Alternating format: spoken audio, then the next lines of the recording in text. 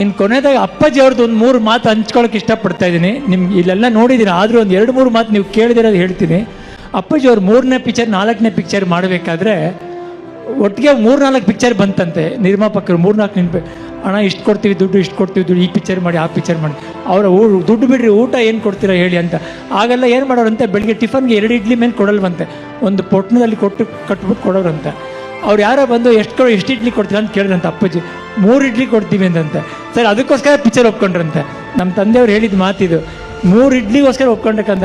ನಾವು ಊಟ ಇಲ್ಲದೆ ಬೆಳೆದವ್ರು ನಿಮ್ಮಪ್ಪ ಮನೇಲಿ ಬಂದು ಪಾರ್ವತಿ ಕೇಳಿ, ಏನ್ರಿ ಒಂದು ಇಡ್ಲಿಗೋಸ್ಕರ ಪಿಕ್ಚರ್ ಒಪ್ಕೊಂಡ್ರೆ? ಹೌದು ಪರ್ವ, ತಿನ್ನಕ್ಕೆ ತಾನೇ ಬಂದಿರೋದು, ನಾನೇನು ಹೆಸರು ಮಾಡೋಕ್ಕೆ ಬಂದಿಲ್ಲ, ಹೊಟ್ಟೆಗೋಸ್ಕರ ಸಂಪಾದನೆ ಮಾಡೋಕ್ಕೆ ಬಂದಿದ್ದು.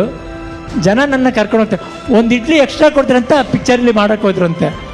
ಅದೇ ಥರ ಅವರು ಪ್ರೊಡಕ್ಷನ್ ಮಾಡಿದ್ಮೇಲೆ ಅಮ್ಮನಿಗೆ ಹೇಳಿದ್ರು, ಎಲ್ರಿಗೂ ನಮ್ಮ ಇಡೀ ಎಲ್ಲ ಯೂನಿಟ್ಗೂ ಇಲ್ಲಿಂದನೇ ಅಡುಗೆ ಮಾಡಿಸೋಂತ.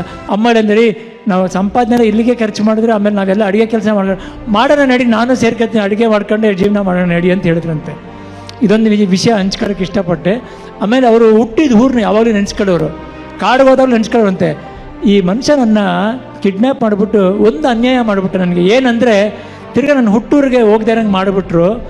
ಈ ಮನುಷ್ಯನ ಕೇಳ್ಕೊಂಡಂತೆ, ನೀನು ನಾನು ಎಲ್ಲಿಂದ ಕರ್ಕೊಂಬಂದು ಅಲ್ಲೇ ಬಿಟ್ಬಿಡಯ್ಯ, ಇನ್ನು ನಾನು ಬೆಂಗಳೂರಿಗೆ ಹೋದರೆ ಪಾರ್ವತಿ ನನ್ನ ಬಂದು ಊರಿಗೆ ಕರ್ಕೊಂಡು ಹೋಗಲ್ಲ ಕಣಯ್ಯ, ಬಿಟ್ಬಿಡ್ತಾಳೆ ನನ್ನ ಅಂತ. ಹಂಗೂ ಒಂದು ಸಲ ಅಮ್ಮ ಹಿಂಸೆ ಮಾಡಿ ಕರ್ಕೊಂಡೋದ್ರು.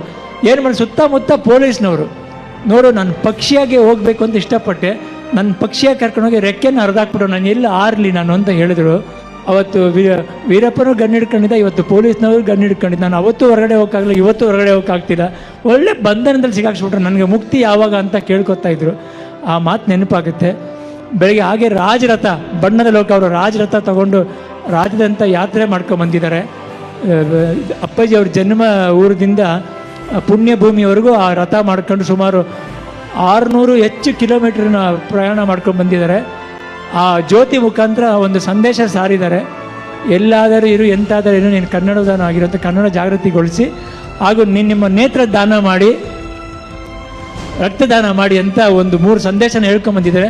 ತಾವೆಲ್ಲರೂ ಅಪ್ಪಾಜಿ ಅಭಿಮಾನಿಯಾಗಿ ಈ ಸಂದೇಶನ ಮನಸ್ಸಲ್ಲಿ ಇಟ್ಕೊಂಡು ಎಲ್ರಿಗೂ ಸಾರಬೇಕು ಅಂತ ನನ್ನ ಕಳಕಳೆ ಪ್ರಾರ್ಥನೆ.